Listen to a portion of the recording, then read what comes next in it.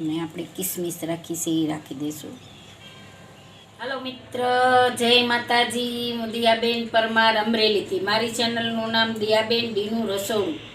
તો આજે આપણે શ્રીખંડ બનાવવાના છે. તો શ્રીખંડ બનાવવા માટે આપણે આ 4 કોથળી દૂધ લીધું હતું. આવે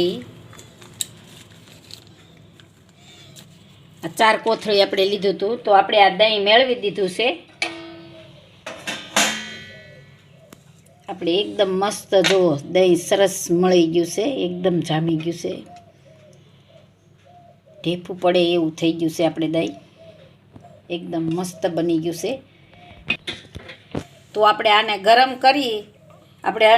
કરી અને આપણે એને ઠરવા દેવાનું. હાવ ઠરી જાય પછી આપણે આમાં સાસ નાખવાની, 1 ચમચી નાખવાની. પછી આપણે એમાં ચમચો ફેરવી દેવાનો. તો એકદમ સરસ આપણું દહીં આવું ઢેફા જેવું થાય. અને ગરમ દૂધમાં નાખવી તો આ આપણે પનીર જેવું થઈ જાય. અને આ સોફ્ટ એકદમ સરસ બની ગયું છે, સોફ્ટ. અને ડ્રાયફ્રૂટમાં તમારે જે પણ તમને એમ લાગે કે નાખવું છે ડ્રાયફ્રૂટ, એ પ્રમાણે આપણે ડ્રાયફ્રૂટ નાખવાનું. તો મેં આ કાજુના આ રીતે કતરી પાડી લીધી છે, આ બદામની કતરી પાડી લીધી છે, અને કિસમિસ અને આ ખાંડ લીધી છે. આપણે જોહે એ પ્રમાણે આપણે ખાંડીમાં નાખશું. આ આપણે કેસર પલાળ્યું છે. આપણે એટલું દૂધ કાઢી લીધું હતું અને કેસર પલાળી દીધું. તો પહેલાં આપણે આ દહીંને એક કોટનના કપડામાં રાખવાનું છે. તો આપણે કોટનનું કપડું લઈ લેશું.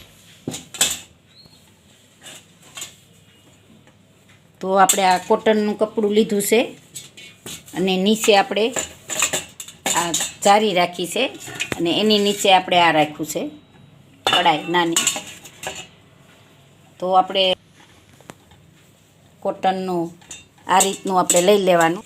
તો આપણે આને દહીંને આમાં નાખી દઈશું.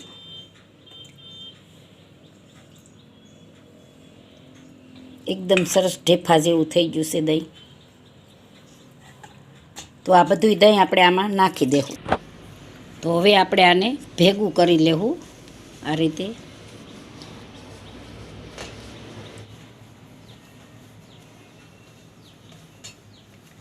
સાફ કપડામાં જ નાખવું પડે આપણે આને. તો આ રીતે આપણે બધું પાણી આમાંથી નિતારી લેવાનું છે. જો આપણે એટલું નીકળ્યું છે. તો આ પાણીને આપણે ફેંકી નહીં દેવાનું. આપણે આમાં સાઈઝમાં આપણે સાઈઝ સારી આને નાખી દેવાનું. તો સાઈઝની સાઈઝ થઈ જાય. અને આ રીતે આપણે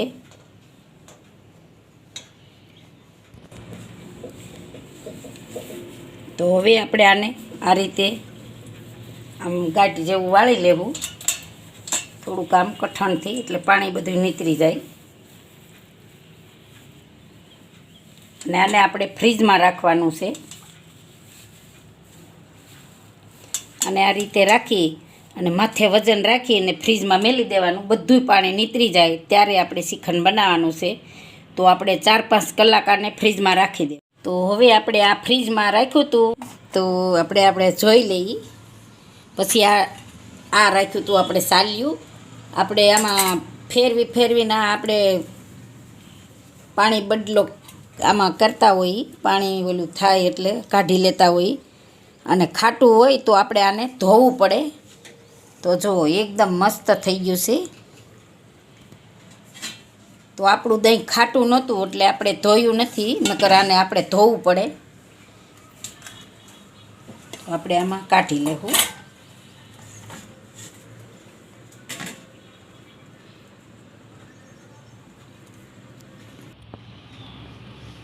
તો હવે આપણે આને એક કોર મેલી દેવું.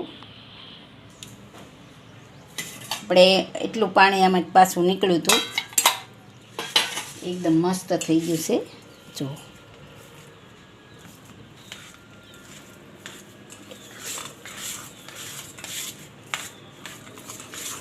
આને થોડુંક આપણે ધોવું પડે. મારે દહીં ખાટું નહોતું એટલે મેં નથી ધોયું.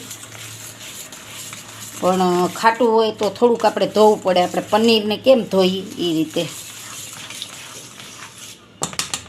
એકદમ મસ્ત બની ગયું છે.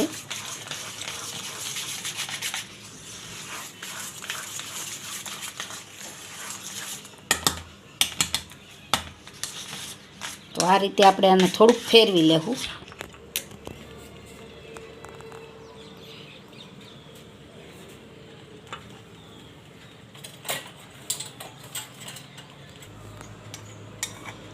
તો આપણે આ કેસરવાળું પાણી આમાં નાખી દેવું. આપણે આ કેસરવાળું થોડું પાણી નહીં, દૂધ છે હસી. છોકરા મગજ ફેરવી દે આપણું. તો આ કેસર દૂધ આપણે કેસરમાં પલાળીને રાખ્યું હતું. કેસર દૂધમાં પલાળીને રાખ્યું હતું. કલર આવે એટલે એકદમ સરસ આનો કલર આવે.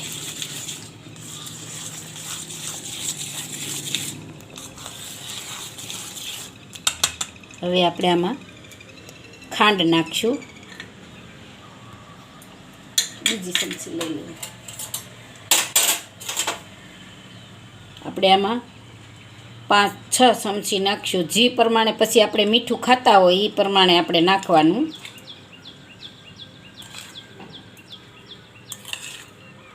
છ ચમચી આપણે નાખ્યું છે. આપણે ડ્રાયફ્રૂટ નાખી દેવું. ડ્રાયફ્રૂટ એ તમારા પચન પ્રમાણે નાખવાનું. આ આપણે કાજુ નાખી દેવું. થોડું થોડું રાખશું સર્વ કરવા માટે. અને કિસમિસ નાખી દેવું. થોડીક આપણે રાખશું. તો આ બધું આપણે મિક્સ કરી લેવું.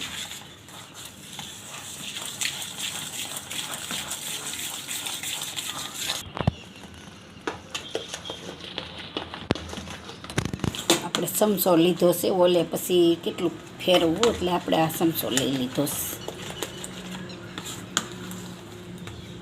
છાંકી લેવાનું આપણે થોડુંક ચમચી હોય કે આપણે થોડુંક મોળું થયું હોય તો નાખવાનું. તો આપણે ખાંડ થોડીક નાખશું. ચમચી હજી આપણે ખાંડ નાખશું.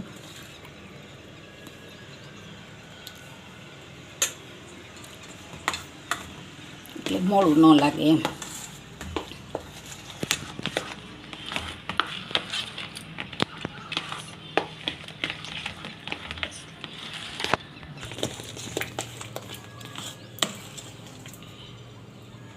એકદમ મસ્ત બની ગયું છે. જો મસ્ત બની ગયું છે. તો હું મારા છોકરાને ચખાડું છું. એ ગળ્યું છે કે કેવું છે. ચાખીને મને કહેજે કેવું લાગે છે. બહુ મસ્ત છે. ખાંડ નાખવી પડે એમ નથી ને? નહીં. ઠીક. તો હવે આપણે સર્વ કરી લઈશું. દાળ વાટકો રાખ્યો.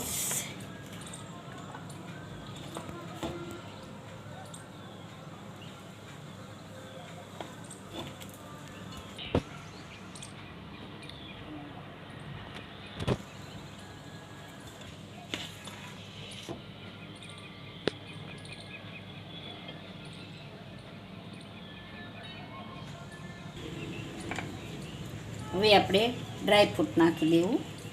ઉપર રાખી દેવું. આપણે કાજુ રાખ્યા. આ બદામની કતરી રાખી છે આપણે. અને આપણે કિસમિસ રાખી છે એ રાખી દઈશું. તો આપણે 4 કોથળીમાંથી પોણા કિલા જેટલું થયું છે આપણે. તો આપણે આ ભરી લીધું છે. આ સાઈડમાં રાખી દેવું. તો તૈયાર છે આપણું શ્રીખંડ. જો મારી રેસીપી પસંદ આવે તો લાઈક કરજો, શેર કરજો અને સબસ્ક્રાઈબ કરજો. બેલ આઇકન જરૂર દબાવજો. કોમેન્ટ કરીને કહેજો કે તમને કેવું લાગ્યું.